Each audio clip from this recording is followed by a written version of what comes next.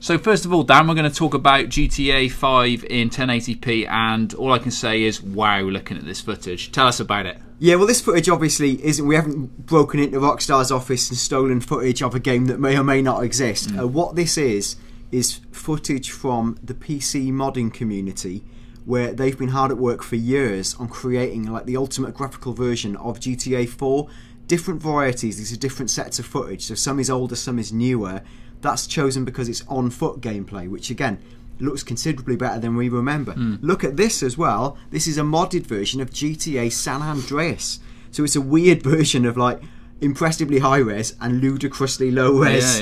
But it's a fun bit of footage. Now, that footage looked sort of insane, but when we see what PlayStation 4 is capable of, as we can see now in this footage of Killzone Shadowfall, it promises an incredible amount. And this would be running at, easily as a resolution of 1080p. You look at the quality of the draw distances there, and again, whether it's like an illusion or not, we don't know. But we'll talk about that more at length in a minute. But certainly, this looks sensational.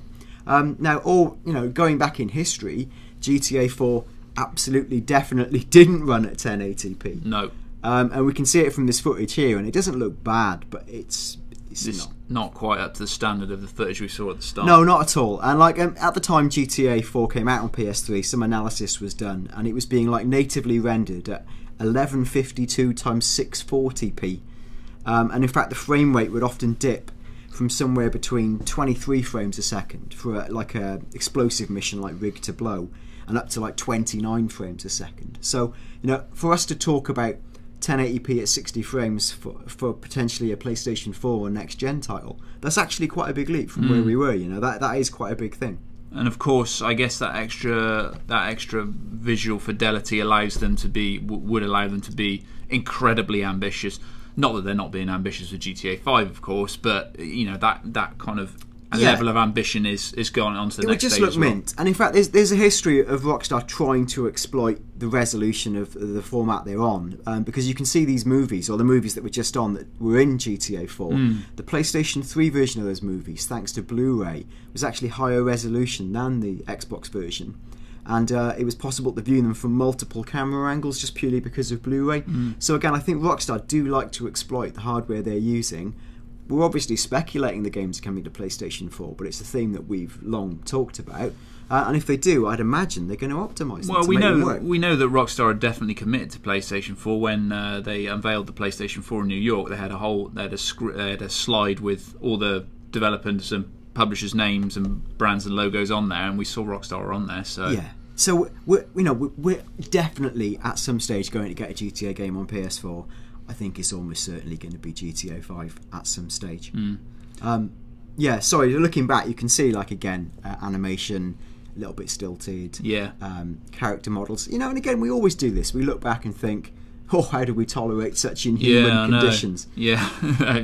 But GTA 5 is going to be a great looking game, but. Yeah, and you can see here from the evolution of the mods, of the PC modding scene. I'm not going to pretend to even be expert on this, and in fact, maybe I'd like to get someone who actually understands this better on the show to break it down for us. But this is like a mod from 2012 where you really notice the leap in resolution as you go look at the cars. I think that the characters and the people kind of destroy the next gen illusion. But yeah, the cars look fantastic, and the lighting effects are sensational, and this is certainly going to be a huge theme of next gen.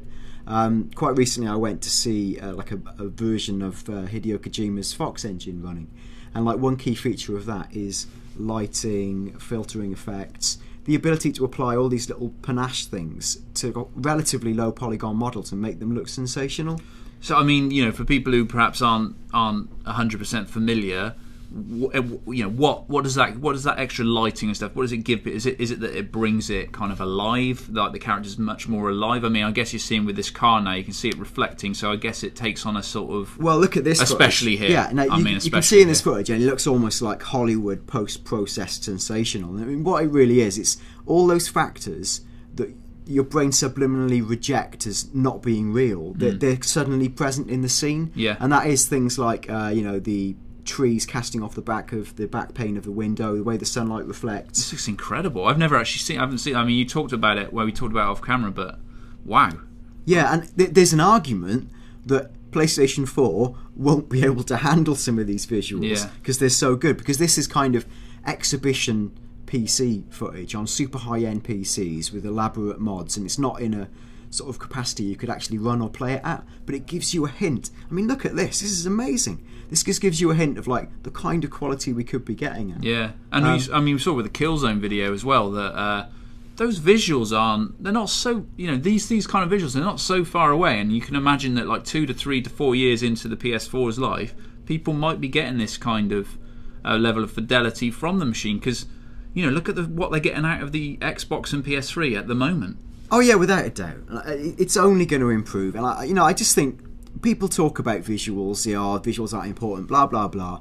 I remember talking to BioShock's Ken Levine semi-recently, and I said, what's the one thing you think is holding games back from mainstream acceptance?